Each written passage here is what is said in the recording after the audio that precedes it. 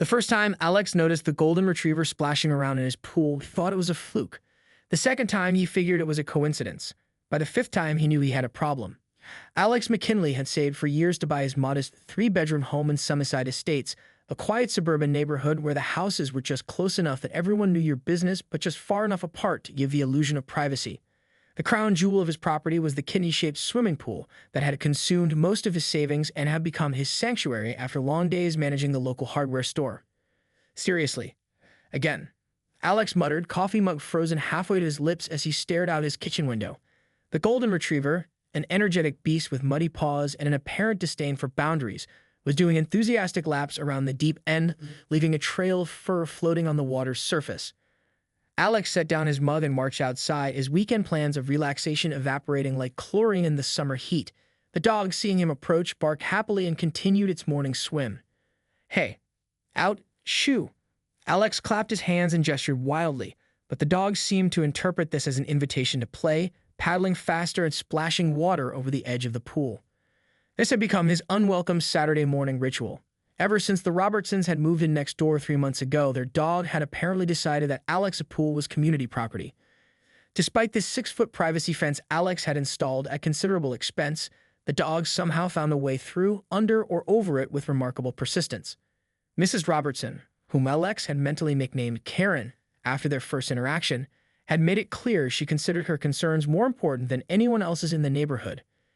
She had already filed complaints about 3 other neighbors' landscaping choices, demanded the HOA repaint all the mailboxes to a more tasteful color, and had once called a noise complaint on a family's 4 p.m. birthday party for their 8-year-old. Alex had tried reasoning with her twice about the dog. The first time, she looked at him as if he'd suggested her precious Mr. Whiskers, a ridiculous name for a 70-pound golden retriever, was anything less than perfect. "My dog would never go into someone else's yard unless provoked," she said with a sniff. Perhaps you're confused about whose dog it is, or perhaps your pool is simply attracting neighborhood strays. You really should cover it properly. The second time, when Alex had shown her actual photos of her dog doing the backstroke in his pool, she narrowed her eyes and told him, well, you didn't want animals enjoying your pool, you shouldn't have built it where they could see it. Now, as Alex stood at the edge of his pool in his pajama pants and faded t-shirt, he realized Mr. Whiskers had brought a friend. A tennis ball that was now bobbing in the shallow end, surrounded by an impressive collection of golden fur. His pool filter would be clogged, again. The pH would be off, again. And his weekend would be spent skimming, cleaning, and rebalancing chemicals instead of floating peacefully with a cold beer. As Alex was contemplating his options, his phone vibrated in his pocket. A text from his neighbor on the other side. "Dave, dude, dog alert. Karen's out front talking to the HOA president. Something about property values and appropriate fence heights. Thought you should know." Alex sighed deeply, watching Mr. Whiskers joyfully destroying his weekend one paddle at a time. Something inside him, perhaps the part that had been working 60-hour weeks just to afford this small slice of paradise, finally snapped. "You know what, Mr. Whiskers?" he said to the dog, who cocked its head curiously. "If my pool is going to be the neighborhood pet spa, maybe it's time to upgrade the experience for everyone." An idea began to form, a petty, brilliant, possibly disastrous idea. Alex smiled for the first time that morning. If Karen thought her dog deserved access to his pool, perhaps it was time to show her exactly what sharing community resources really meant. He reached for his phone and opened his contact list, scrolling to a group chat labeled College Chaos Crew. "Hey guys," he typed, "remember how we always talked about recreating that epic phone party from senior year? I think it's finally time. How quickly can you get here with supplies?" By that evening, Alex's backyard had transformed into command central for what his college roommate Tyler was already calling Operation Phone Justice. The College Chaos Crew, consisting of Tyler, Mia, and Jordan, had arrived within hours, their vehicles packed with supplies that made Alex both excited and slightly nervous. "I can't believe we're finally doing this again," Mia said, unpacking several large containers labeled Professional-Grade Foam Solution, Non-Toxic. As a chemical engineer, she had insisted on handling this crucial aspect of their plan. "I've improved the formula since college. This stuff will hold its structure longer and won't damage your pool's chemistry." Tyler, scrolling through a music playlist on his laptop, looked up with a grin. "I still can't believe little Miss Howe hasn't noticed the preparations. Does she ever leave her surveillance post by the window?" "She left about an hour ago," Alex explained, helping Jordan set up industrial-sized fans modified to work as foam generators. "Some emergency meeting about improper mailbox decorations 3 streets over. But she'll be back, and Mr. Whiskers is currently tied up in her backyard. I can see him from here, looking longingly at my pool. Jordan, who worked as an event coordinator, had brought professional lighting equipment that was now being strategically placed around the pool area. So the plan is to wait until tomorrow morning when the dog inevitably escapes again, right? Then we activate everything? Alex nodded, a mixture of excitement and anxiety churning in his stomach. Karen leaves for her yoga class at 9 a.m. every Saturday. Mr. Whiskers usually makes his aquatic escape about 5 minutes after her car pulls out of the driveway. We'll be ready. And you're sure about this? Mia asked, her tone careful. This could escalate things with your neighbor, not to mention potentially violate HOA rules. Alex paused, considering her words. For a moment, the reasonable adult in him suggested that perhaps this wasn't the most mature way to handle a dispute. Then he remembered Karen's dismissive tone, her refusal to take responsibility, and the hundreds of dollars he'd spent on pool maintenance because of her entitled attitude. I tried reason, he said firmly. I tried showing evidence. I tried being a good neighbor. Nothing works with Karen because she genuinely believes rules apply to everyone except her. Sometimes you have to fight entitlement with spectacle.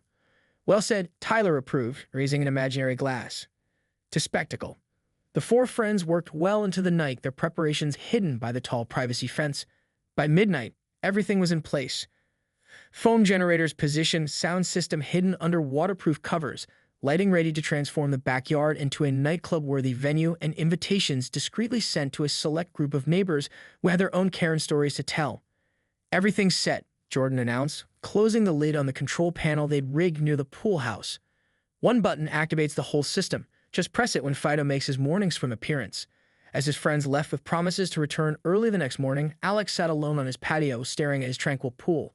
The surface reflected the moon and stars, peaceful in a way he hoped would make tomorrow's chaos all the more satisfying. He felt a twinge of guilt. Was this too much? Too petty? His phone buzzed with a neighborhood alert app notification. Attention, Arias IDNTs. Mrs. Robertson has reported suspicious activity near the McKinley residence. All residents are reminded that the HOA prohibits gatherings of more than 12 people without prior written approval. Alex laughed softly to himself. Karen hadn't even seen anything yet, and she was already trying to shut him down based on suspicion alone. The guilt evaporated, replaced by renewed determination. Upstairs in his bedroom, Alex set 3 alarms, determined not to sleep through what promised to be a memorable morning. As he drifted off to sleep, he found himself actually hoping that Mr. Whiskers would make his usual aquatic trespass. For once, the dog's invasion would be welcome. In fact, it would be the guest of honor. Across the fence, as if sensing the impending chaos, Mr. Whiskers howled softly at the moon, tugging at his leash and gazing longingly at the pool that had become his favorite forbidden playground. Tomorrow would be a day neither dog nor owner would soon forget. Alex smiled in his sleep, dreaming of phone mountains and the look on Karen's face when she realized that sometimes when you push people too far, they push back with interest, creativity, and industrial-grade phone machines. Saturday morning arrived with perfect weather. Clear skies, gentle breeze, and temperatures promising to climb into the high 80s by noon. Alex had been awake since dawn, positioned strategically behind his kitchen curtains with a clear view of both his pool and the Robertson residence across the fence. At 8:55 a.m., Karen emerged from her front door in designer yoga attire, oversized sunglasses perched on her nose despite the modest morning light. Alex watched as she loaded her monogrammed yoga mat into her white Range Rover, checked her appearance in the side mirror, and reversed out of her driveway with the practiced precision of someone who believed the world was watching her every move. "Here we go," Alex muttered, sending a group text to his friends who had arrived 30 minutes earlier and were hiding in his garage ready for action. Karen has left the building. T-minus 5 minutes until Operation Phone Justice begins. True to prediction, exactly 4 minutes after Karen's departure, there was movement in her backyard. Mr. Whiskers, apparently having mastered the art of escape, squeezed through a loose board in the fence that separated their properties. Alex had discovered this entrance point weeks ago, but had decided against mentioning it to Karen during their confrontations, partly because he doubted she'd do anything about it, and partly because he wanted irrefutable evidence of her dog's trespassing. "Target is on the move," Alex narrated into his phone as the golden retriever bounded across his lawn, making a beeline for the pool. "Everyone in position." Tyler's voice came through the speaker. "Roger that. Phone generators primed and ready." "Sound system ready," Jordan confirmed. "Lighting effects standing by," Mia added. Alex watched as Mr. Whiskers performed his now familiar routine, circling the pool once, dropping the tennis ball he carried in his mouth, and then launching himself with surprising grace into the deep end. The splash was followed by enthusiastic paddling and happy doggy grunts that carried across the morning air. Execution phase begins now, Alex announced, moving from his observation post to the patio door. He stepped outside, remote control in hand, and approached the pool edge where Mr. Whiskers was now doing his version of the doggy paddle. "Morning, Mr. Whiskers," Alex called cheerfully. "I hope you're enjoying your swim. But I think it's time we upgraded your experience." The dog barked happily, mistaking Alex's presence for playtime rather than the harbinger of chaos. With a deep breath and a silent apology to his more rational self, Alex pressed the activation button on the remote. For a moment, nothing happened. Then, with a mechanical hum that quickly grew in intensity, the pool area erupted into coordinated activity. Colored lights flashed on, bathing the backyard in pulsating blues, pinks, and greens. The sound system came alive with the opening beats of Phone Party Anthem, a dance track that had been the unofficial theme song of their college days. Mr. Whiskers, startled by the sudden sensory assault, paddled in confused circles as the foam generators positioned around the pool perimeter activated with a whoosh. Massive plumes of white foam began shooting into the air, falling back to create rapidly growing mountains of bubbles that began to engulf the pool, the deck, and very soon, one extremely confused golden retriever. "It's beautiful," Tyler whispered reverently as he emerged from his hiding spot, watching the foam rise higher by the second. "Even better than I remembered," Mia agreed, adjusting settings on her tablet to increase foam production on the east side of the pool where the wind was causing slight dispersion. Within minutes, Alex's backyard had transformed from suburban tranquility to what looked like an explosion in a bubble bath factory. Foam towers now stood 6 feet high in some places, with more constantly being generated. Mr. Whiskers, initially alarmed, had apparently decided this was the greatest thing to ever happen in his doggy life and was joyfully bounding through foam mountains, emerging occasionally with a coat of bubbles that made him look like a polar bear rather than a golden retriever. "Phase 2? Jordan asked, finger hovering over another button on their master control panel. Alex checked his watch. It was 9:25 a.m. Karen's yoga class ran until 10:30, but factoring in her routine post-workout smoothie stop and gossip session with fellow yoga practitioners, they likely had until 11:15 before she returned. "Execute phase 2, Alex confirmed. Jordan pressed the button, and immediately the garage door opened to reveal a crowd of 20 neighbors, all people who had their own stories of Karen's entitled behavior, dressed in swimwear and holding pool toys. As if on cue, Mr. Whiskers barked excitedly at the new arrivals, his tail wagging so hard it created a small tunnel in the foam wall behind him. "Welcome," Alex announced the gathering crowd, "to the first annual anti-entitlement foam extravaganza." A cheer went up as neighbors who spent years under Karen's critical eye and complaining thumb rushed into the backyard, diving into foam banks and emerging covered in bubbles. Children squealed with delight, adults laughed like they hadn't in years, and Mr. Whiskers appointed himself official greeter, bounding from person to person with foam-covered enthusiasm.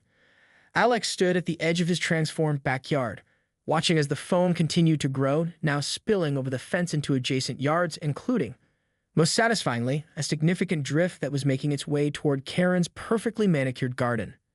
"You realize this is going to escalate things beyond repair," Mia shouted over the music as she handed Alex a plastic cup filled with something tropical and probably stronger than was advisable before noon. Alex took a sip and grinned. "Sometimes you have to go big to make a point.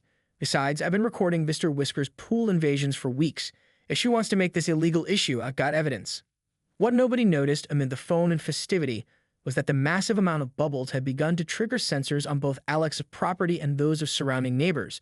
Motion detectors, light sensors, and even a few security cameras that were now. The first indication that things were spiraling beyond Alex's carefully orchestrated plan came when Mrs. Abernathy from 3 doors down burst through a phone bank, her normally perfectly coiffed hair now a sudsy helmet atop her startled face. "My home security system is going berserk," she announced, waving her phone. "The phone triggered my motion sensors, and the monitoring company can't reach me because my outdoor cameras are covered in bubbles." Before Alex could properly process this information, Mr. Peterson, whose property backed up to Alex on the south side, emerged from the foam like a creature from a lagoon. "Same here. My smart home system thinks I'm being burglarized by what it's describing as amorphous moving entities. The police have been automatically dispatched." Alex exchanged alarmed glances with his friends. This development wasn't part of the plan. The foam, aided by the gentle morning breeze, had expanded far beyond their expectations. What had begun as a contained backyard statement was now spilling into adjacent properties, triggering security systems throughout the neighborhood. "Maybe we should dial back the phone production," Jordan suggested, already moving toward the control panel. "Too late," Tyler pointed skyward, where the unmistakable whump-whump of helicopter blades could now be heard over the music. "Channel 7 News is here." Sure enough, a news helicopter was hovering above, apparently responding to reports of an unusual disturbance in Sunnyside Estates. Through breaks in the foam clouds, Alex could see the camera pointed directly at his property. "We're trending," Mia announced, staring at her phone with a mixture of horror and fascination. Hashtag phone apocalypse is taking off on social media. People are posting satellite images of what looks like a giant marshmallow growing in our neighborhood. Alex felt a momentary surge of panic. This had begun as a pointed lesson for one entitled neighbor, but was rapidly transforming into something that might make national news. He was contemplating how to regain control of the situation when two things happened simultaneously. First, the distant sirens they'd heard earlier materialized into a convoy of vehicles, police cars, fire trucks, and even an emergency response team in hazmat suits, all converging on the entrance to Sunnyside Estates. Second, and infinitely more terrifying, Karen Robertson's white Range Rover screeched to a halt in front of her house. "She's back early," Alex whispered, the tropical drink suddenly tasteless in his mouth. Everyone froze, the music suddenly seeming too loud, the foam too excessive, the whole situation abruptly shifting from righteous retribution to potential disaster. Even Mr. Whiskers seemed to sense the change, his enthusiastic barking giving way to a concerned whimper as he paddled through foam toward the edge of the pool. Karen stepped out of her vehicle, still in her yoga outfit, her face already contorted into the expression of someone who has sensed a disturbance in the natural order of things that she considered herself responsible for maintaining. She stood motionless for a moment, taking in the scene. Foam spilling over fences, neighbors covered in bubbles, music pumping from hidden speakers, and at the center of it all, her beloved Mr. Whiskers performing what looked like synchronized swimming in Alex's pool. "What is happening here?" Her voice cut through the music, the laughter, and even the approaching sirens. It was the voice of a woman who had built her identity around controlling her environment and was now witnessing that control dissolve, quite literally, into foam. Alex took a deep breath and stepped forward, prepared to face the consequences of his foamy rebellion. But before he could speak, something unexpected happened. Mr. Whiskers, apparently delighted to see his owner, launched himself out of the pool in a spectacular spray of water and foam. With the joyful abandon only dogs can muster, he bounded toward Karen, carrying with him approximately 5 pounds of clinging foam and pool water. The neighborhood collectively held its breath as the soggy, foam-covered golden retriever reached his target and proceeded to express his excitement in the time-honored tradition of wet dogs everywhere by shaking vigorously. The resulting spray transformed Karen from pristine yoga enthusiast to something resembling a half-melted snowwoman in seconds. Her designer outfit now dripped with chlorinated water and slowly dissolving foam, her carefully applied makeup running in multicolored streaks down her shocked face. For one perfect moment, silence fell over the entire scene. Even the approaching sirens seemed to pause in anticipation. Then Mr. Peterson's 8-year-old daughter, Emma, giggled. It was a small sound, but in the charged atmosphere it was enough to break the spell. Suddenly everyone, neighbors, the college chaos crew, even some of the newly arrived first responders who were trudging through knee-deep foam, burst into uncontrollable laughter. Everyone except Karen, who stood rigid with shock and fury, and Alex, who was now facing the full realization of what his petty revenge scheme had unleashed. As emergency vehicles continued to arrive and the news helicopter circled lower for a better shot, Alex stepped forward through the foam, extending a towel toward his neighbor. "Karen," he began, summoning his most diplomatic tone, "I think we need to talk about your dog's swimming habits." Karen's response was not verbal. Instead, she reached into her purse, pulled out her phone, and with foam-slicked fingers, began recording everything while simultaneously dialing a number. From her lips came the 6 words Alex had been dreading since the foam first began to rise. "I want to speak to the manager." Behind him, Alex could hear Jordan desperately trying to shut down the phone generators, which were now stuck in maximum output mode. Tyler was attempting to explain to increasingly bewildered emergency responders that no, this wasn't a chemical attack or an industrial accident. Mia was frantically calculating how much more foam their machines could possibly produce before running out of solution. And through it all, Mr. Whiskers continued to frolic, blissfully unaware that he had triggered what would soon become known throughout Sunnyside Estates and possibly the entire metropolitan area as the Great Foam Rebellion. The next 4 hours unfolded like a surreal dream, or, depending on one's perspective, a bureaucratic nightmare wrapped in bubbles. Sunnyside Estates had never seen such activity: fire trucks pumping foam off streets, police officers taking statements from sudsy witnesses, news crews capturing footage of what they were dramatically calling suburban snowmageddon. And at the center of it all, Alex and Karen, locked in a standoff that had escalated far beyond a simple dispute about a swimming dog. I've lived in this neighborhood for 20 years, Karen was saying to anyone who would listen, which currently included 2 police officers, the HOA president, summoned via emergency text, and a growing crowd of foam-covered onlookers. In all that time, I have never witnessed such a blatant disregard for community standards and basic decency. Your dog has been swimming in my pool without permission for months, Alex countered, his initial confidence somewhat deflated by the scale of chaos around him, but his resolve still intact. I have video evidence of at least 17 separate incidents. Mr. Whiskers would never trespass without provocation, Karen insisted, though her argument was somewhat undermined by the fact that her dog was currently attempting to create foam angels in what used to be Alex's petunias. Officer Rodriguez, a veteran of the local police force who had seen everything from domestic disputes to escaped zoo animals, maintained a remarkable poker face as he jotted notes. "Let me make sure I understand correctly," he said. "This entire situation, the foam covering 6 residential properties, 3 triggered security systems, 1 dispatch of the county's hazardous materials response team, and what appears to be a formation of a new weather system composed entirely of bubbles, all began because of a dog swimming in an unauthorized pool. Put that way, even Alex had to admit it sounded ridiculous. But he'd gone too far to back down now. It's about respect for property and boundaries," he explained. "I tried reasoning with Mrs. Robertson multiple times. I showed her evidence. I even offered to install a dog pool in her yard at my own expense. Nothing worked. So naturally, the only reasonable response was to create." Officer Rodriguez gestured expansively at the foam still billowing gently across the neighborhood. "This." Before Alex could defend his logic, the fire chief approached, his expression suggesting he was reconsidering his career choices. "We've managed to contain the foam to the immediate area, but we're going to need environmental services to evaluate potential ecological impact before we can begin cleanup operations." Ecological impact? Karen's voice rose to a pitch that made nearby dogs, including Mr. Whiskers, tilt their heads in confusion. "Do you mean to tell me that this foam carnival might have damaged the environment? I have prize-winning roses." The fire chief sighed. "The foam itself is non-toxic. Actually, it's biodegradable and environmentally friendly," Mia interjected, earning a grateful look from Alex. "I formulated it specifically to break down naturally within 24 hours with minimal residue." "But the volume is still concerning," the fire chief continued. "Plus, there's the matter of restricted emergency services. We've had 3 units tied up here that could have been responding to actual emergencies." Alex felt the first real twinge of remorse. He'd been so focused on teaching Karen a lesson that he hadn't fully considered the broader implications of his plan.